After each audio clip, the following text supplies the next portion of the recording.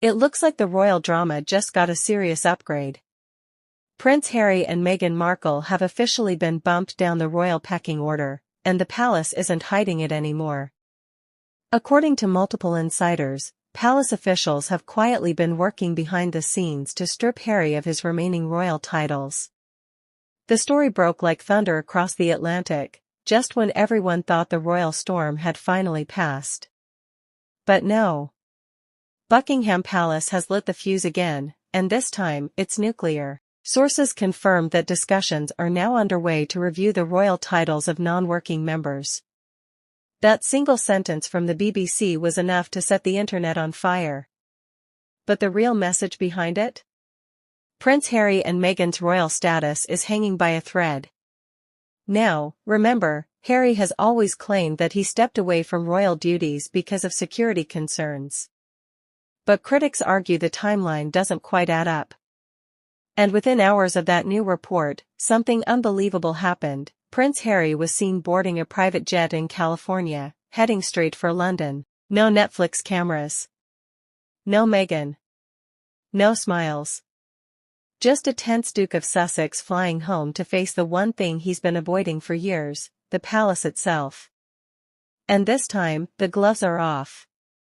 Earlier today, a routine Buckingham Palace press briefing took an unexpected turn. In its signature cryptic tone, the palace confirmed a constitutional review of royal privileges and honorary titles. In simple terms, they're reviewing who still deserves to keep their titles, and who doesn't. And let's be honest, everyone knows exactly who that message is aimed at. After years of interviews, best-selling books, and Netflix documentaries that bruised the monarchy's image, it seems the palace has finally decided to respond, not with statements, but with power. But what shocked everyone most wasn't the announcement itself. It was the timing. Just days ago, King Charles held a quiet, closed-door meeting at Clarence House with senior courtiers and constitutional advisors. Reports say the discussion centered around streamlining the monarchy. And if you know royal language, streamlining is just the polite way of saying cutting people off. Within minutes of the palace statement, reporters flooded Windsor, Kensington, and even Balmoral seeking reactions. Prince William's team, as usual, gave a firm no comment. But insiders say William has been deeply involved in the process from day one. One royal source told The Times, William believes the monarchy can't survive if royal titles are used as branding tools for profit. This isn't revenge. It's protection of the crown. To Harry, though, it feels deeply personal. Imagine being the son of a king and watching your own name, your children's future, and your royal identity being debated in a boardroom like a business decision. According to people close to the Sussex circle, Harry completely lost it when he saw the headlines. He reportedly stormed out of a meeting at their Montecito home, grabbed his phone, and demanded to speak directly to his father's office. But the response he got was short and cold: "His Majesty will see you when you arrive, sir." In other words, don't argue from California. Come home and face it. And that's exactly what he did. By mid-afternoon, flight trackers picked up a Gulfstream jet linked to the Sussexes leaving Santa Barbara for Heathrow. Within minutes, the press frenzy exploded, Prince Harry returning to London amid a royal title crisis. But this situation didn't come out of nowhere. Experts say this review has been quietly brewing ever since the release of Harry's memoir Spare. That book didn't just lift the curtain, it set the palace on fire. From family betrayals to private conversations made public, it pushed the monarchy's patience to its limit. Then came the Netflix series, where Harry and Meghan painted themselves as victims of palace politics, while profiting off the royal identity they'd supposedly rejected. To many inside the establishment, that was the final straw. When King Charles became monarch, he reportedly tried to take a measured approach, giving Harry space to find his footing, maybe even a path back. But instead, there were more controversies: a so-called near-catastrophic car chase in New York, questionable business deals under the Archwell brand, and the growing view that the Sussexes were trading royal secrets for Hollywood relevance. Then came Meghan's podcast moment, when she said she didn't grow up knowing much about the royal family. For palace staff who remembered her studying royal biographies and practicing curtsies, that line was almost insulting. Insiders say that's when King Charles finally said, "Enough." But here's where things get political. Members of Parliament have been quietly pressuring the monarchy to set clear rules on what non-working royals can and cannot do with their titles. One MP reportedly said, "If you want to live as private citizens, then do that. But you can't play prince when it's convenient." There's even talk of a titles regulation bill, legislation that would let Parliament, not just the monarch, decide who keeps their titles. If that happens, Harry's fate, and even Archie and Lilibet's future titles, could be decided publicly, not privately. No wonder Harry jumped on that plane. Back in Montecito, Meghan was said to be stunned but not surprised. She's always feared the palace might use the titles against them someday. But instead of panic, she went into strategy mode. She reportedly called her PR team and lawyers to plan how to control the story before the palace did. But this time, the palace isn't playing PR games. This review is official, backed by Parliament, endorsed by the King, and supported by the heir to the throne. As Harry's jet crossed into British airspace, the tension in London was unmistakable. Reporters gathered outside Clarence House. Helicopters hovered over Windsor. Even the BBC switched to rolling coverage. Royal fans are divided. Some say Harry made his choice and must face the consequences. Others think stripping titles is too harsh and risks making the monarchy look heartless. But for King Charles and Prince William, this is about legacy. The monarchy has survived wars, divorces, and scandals, but it can't survive a brand war, not one where the Sussexes use royal prestige as a business tool while publicly criticizing the system that gave it to them.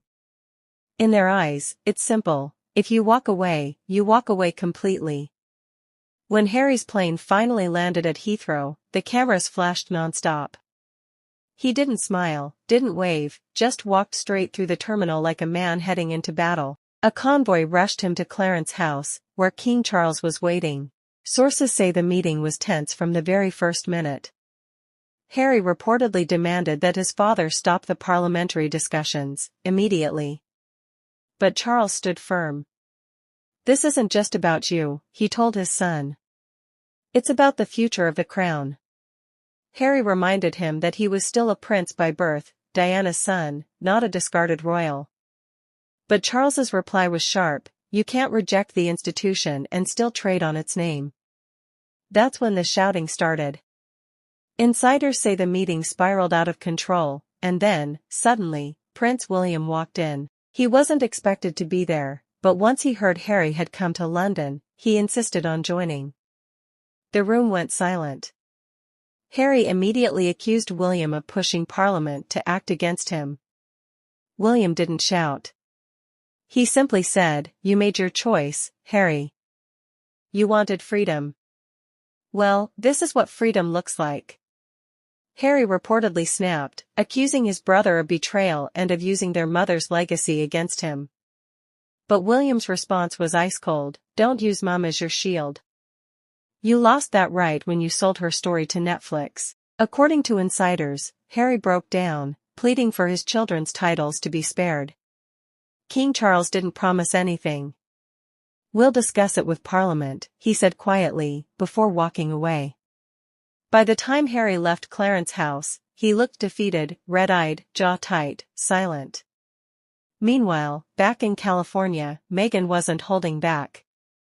She reportedly called her PR team and lawyers within minutes, furious that the palace had leaked the story before she could shape it. Within 24 hours, a source close to the couple gave People magazine a statement saying, "The Duchess is saddened that conversations about family titles are being weaponized when there are far more important issues in the world."